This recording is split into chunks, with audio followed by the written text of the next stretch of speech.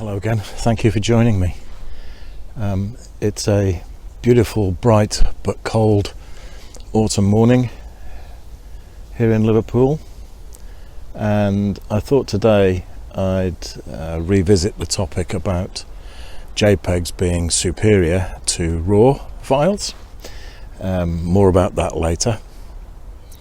But I thought to start off with, I'd give you a quick view of the Metropolitan Cathedral in Liverpool, the interior of it, and the original crypt, which was built in the 1930s, would have been far and away the largest cathedral in the country, but it only got as far as building the base level, which is now a crypt underneath the 1960s building. But I hope you enjoyed the footage. It's only short, but I thought I'd give you a quick tour.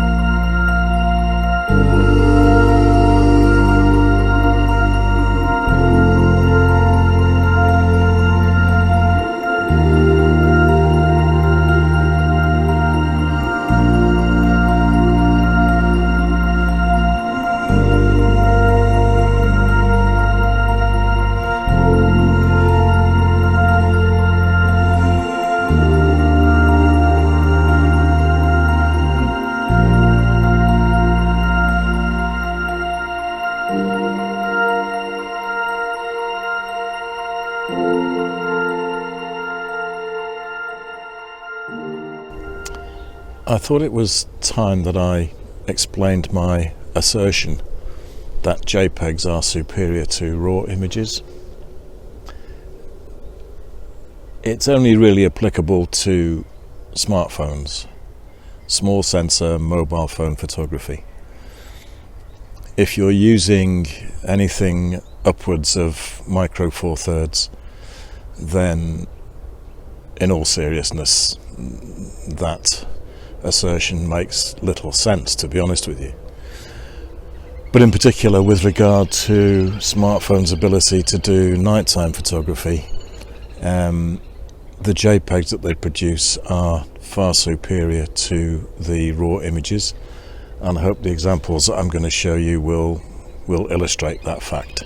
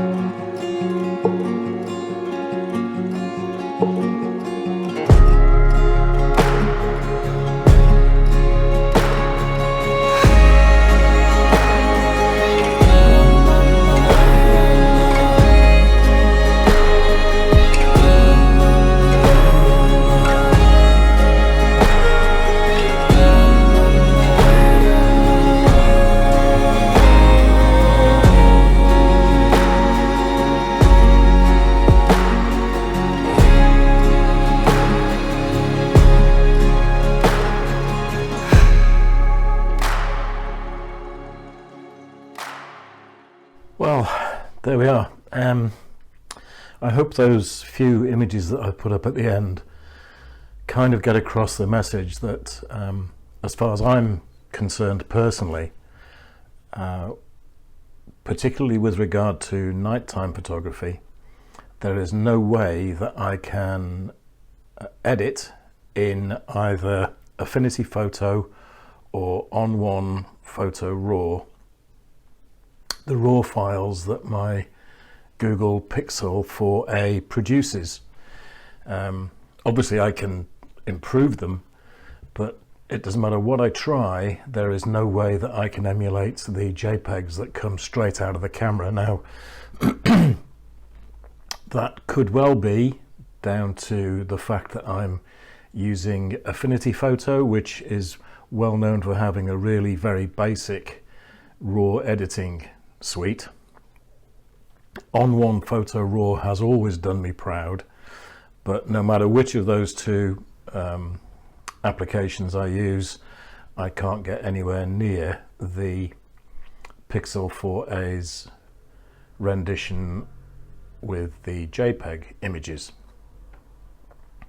Of course, that's a lot to do with the fact that the Pixel 4a and indeed other smartphones, they take multiple images in nighttime or astrophotography mode, up to 15 different images, and then the built-in software and algorithms combine those 15 images into the final JPEG result that we see on screen.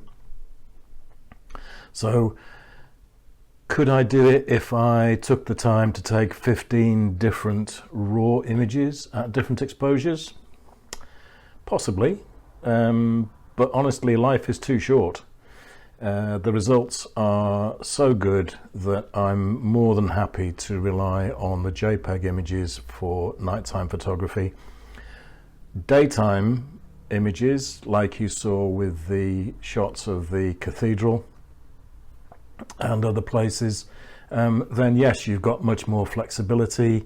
The smartphone only takes a few, if any more than one image, even in JPEG, so it's much easier to edit the raw files to get them to look how you want them as a photographer. But in general, I feel that it's about time everybody realized that smartphone photography is moving on at a tremendous rate. The Pixel 4a is now out of date. My Apple iPhone 8 Plus, which I'm filming this on, is well out of date. The latest iPhone 13, with its multiple cameras and larger sensor, has taken things to a different level again.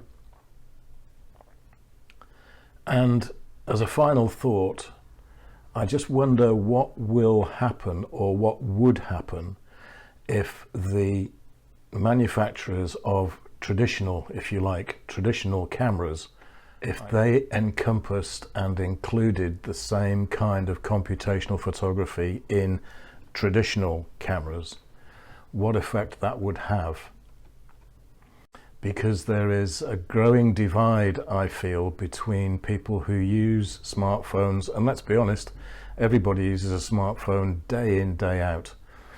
Most people are happy to take selfies and photographs of friends and family, places they visit on holiday. Fewer people use their smartphone creatively, which of course is the traditional home of photographers that use conventional equipment. If the likes of Nikon and Canon and Fuji were to include computational photography in one of their mirrorless cameras, would that increase sales, or would it have the opposite effect? I'd love to know your opinions. It's all a bit, I'm first one to admit this is all very geeky, and I don't want to get technical because, you know, it's bad enough as it is just talking about it on this level. But I'd love to know your thoughts, so please pop a comment in the box down there, and I will catch you next time. Goodness knows what the next video is going to be about.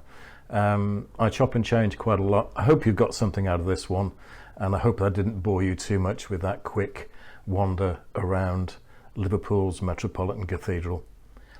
That's enough waffling from me, so until the next time, I'll say thank you for watching. Thank you very much for being with me. Stay safe, be happy, keep using whatever equipment you've got, and most importantly, enjoy your photography. Thank you. Bye-bye.